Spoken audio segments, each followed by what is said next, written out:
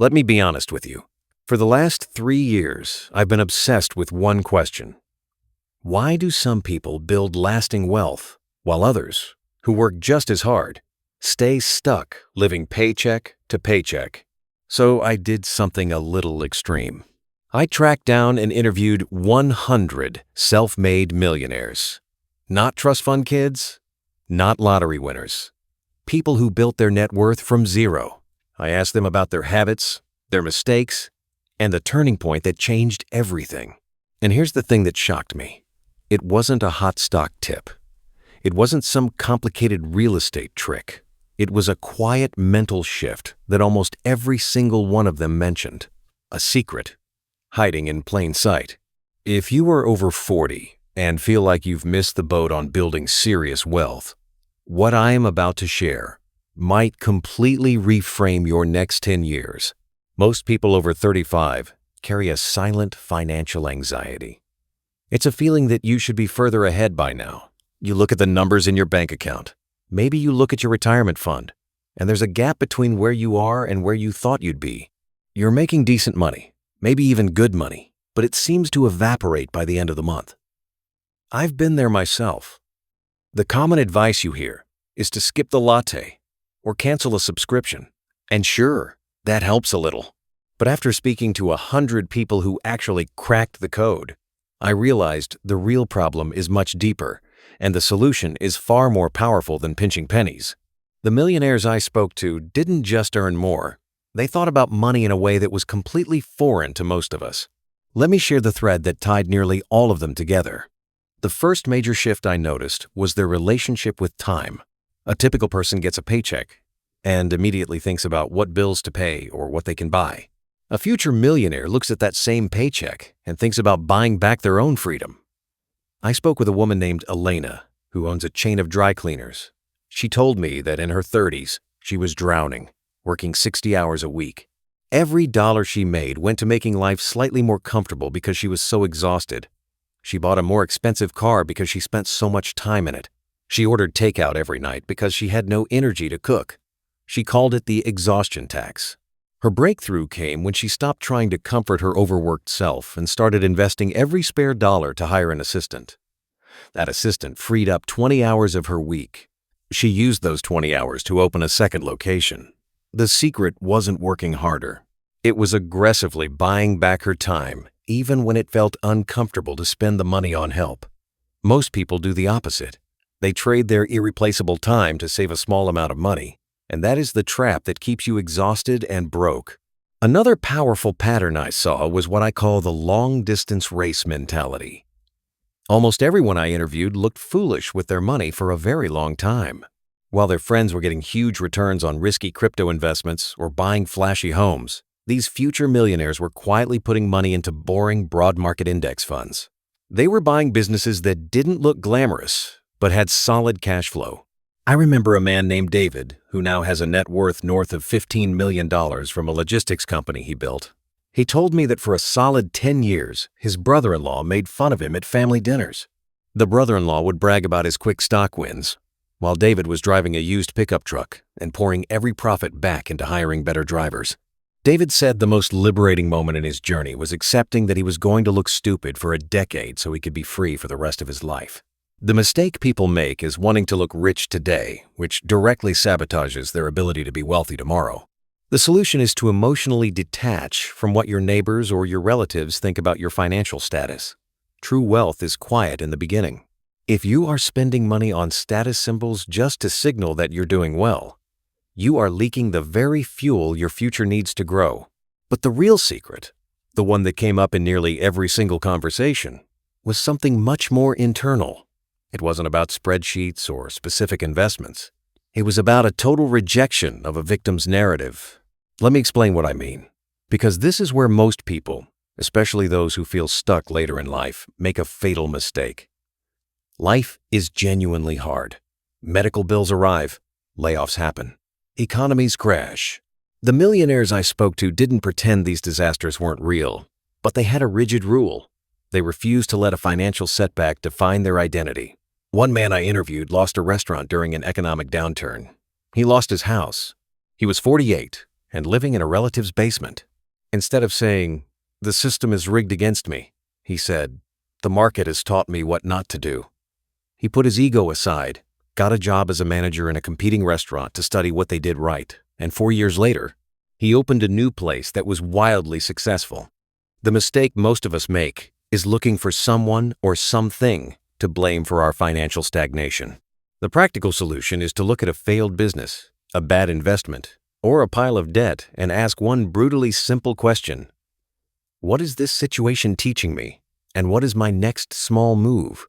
This shift from a victim to a student of life opens your eyes to opportunities that bitterness completely hides. Now, here is the harsh reality check I promised you. Money does not care about your good intentions. It is a cold, neutral tool. It moves toward discipline and runs away from entitlement. A lot of us grew up believing that if we are good people and work hard, wealth should just naturally come to us. That is a dangerous fairy tale. The millionaires I spoke with had a deep respect for money as a resource, not as a reward for being nice. They didn't hope for a windfall. They tracked their spending. They knew the numbers. They made financial decisions based on logic, not on a desire for comfort or a need to show love by overspending on their families. If you are constantly spending money to solve emotional problems, to soothe stress, to impress people who don't even like you, you are violating the very first principle of wealth. You must see money as a soldier. You send your soldiers out to work every day. If you spend them on trivial things, they are gone forever. If you send them to invest in assets, they send back more soldiers. If you take nothing else from these conversations, I want you to do one thing tonight. Go home and look at your biggest expenses from the last 3 months. Not the small stuff, the big stuff. Ask yourself a question that one of the millionaires taught me. Is this expenditure buying me a fleeting feeling, or is it buying me a future asset? If it's just a feeling, I want you to imagine rerouting that money, even if it's painful, towards something that gives you freedom later. This isn't about living a miserable life. It's about realizing that the secret isn't a secret at all. It's a choice. A slow, boring, wonderful choice. To be rich in 10 years rather than look rich today. I genuinely want to know your perspective on this. What is one thing you're spending money on right now that you know deep down is just feeding your ego or soothing an emotion, not buying you freedom? Leave it in the comments. Let's be honest with each other. No judgment. I read every single comment, and I'll be jumping into the conversation to talk about it. If you found something here that clicked, make sure you hit that subscribe button. We're building a community of people who want real, lasting wealth, not just a quick buck.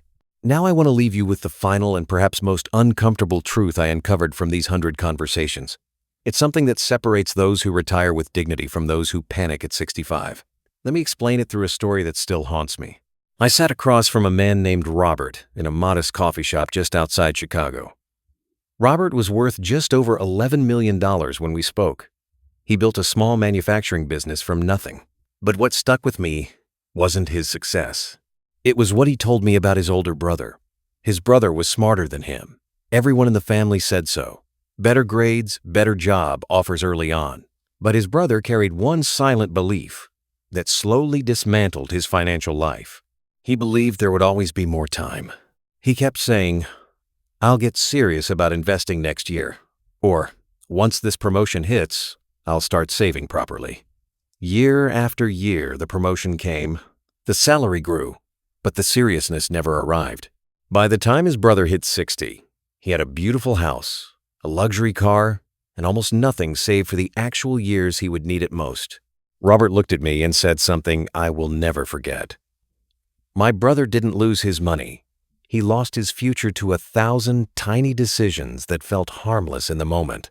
That story is not an exception. It's a mirror for millions of people. The real secret I learned from these 100 self-made millionaires is painfully simple and deeply ignored. Wealth is not built on big dramatic moments. It's built on the quiet, boring decisions you make on a random Tuesday when no one is watching. It's the decision to invest instead of upgrade. The decision to learn instead of scroll. The decision to face your numbers even when they embarrass you. Most people are waiting for a windfall, waiting for the inheritance, waiting for the big break. The millionaires I spoke to were not waiting. They were building. They understood that the magic is not in finding a secret investment vehicle. The magic is in the mundane. It's in the discipline of staying consistent for 10, 15, 20 years while others drift from one shiny opportunity to the next. They didn't have special knowledge. They had unusual patience and a willingness to look a little boring for a very long time. Let me be honest with you. If you're in your 40s or 50s right now and you feel behind, you might be tempted to take wild risks to catch up.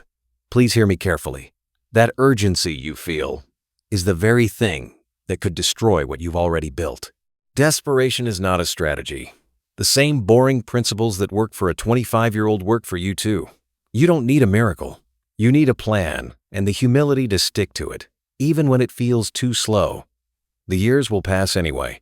The only question is whether you'll arrive at 65 with a pile of assets or a pile of regrets. So, here is my final challenge to you. It's something you can do right now, before you even close this video. I want you to think about your future self, 10 years from today. Picture that person clearly. What do they look like? Are they relaxed or stressed? Are they free or trapped? Now, I want you to make one single decision today that future version of you will thank you for. It doesn't have to be huge. It could be as small as opening a separate savings account and automating a weekly transfer, even if it's just $20. It could be finally reading that book on personal finance you've been avoiding. It could be selling something you don't need and putting the proceeds into an index fund. Just one action, one small bridge between who you are today and who you want to become. The distance between broke and wealthy is filled with these tiny, unglamorous steps. That's the real secret. It was never hidden. We just didn't want to believe it could be that simple. I want to hear from you in the comments. Tell me what that one action will be. Make it specific. Put it in writing, right now. I read these comments every single day, and I promise you, there's something powerful about declaring your intention publicly. It makes it real. It makes you accountable, and you'll see other people in this community taking the same brave steps you are taking. That's the power of not doing this alone. If this video shifted something in you, if it gave you a new lens to look at your money and your future, then hit that subscribe button right now. I release content every week that cuts through the noise and gives you the raw, honest truths about building lasting wealth. No hype, no nonsense, just the principles that actually work, drawn from people who have walked the path before you. Share this video with someone in your life who's been feeling stuck or anxious about money.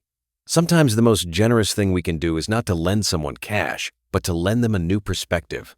You never know whose life you might change with a simple share. Thank you for staying with me until the end. It means more than you know. Remember, you are not behind. You are just at the beginning of understanding what truly matters.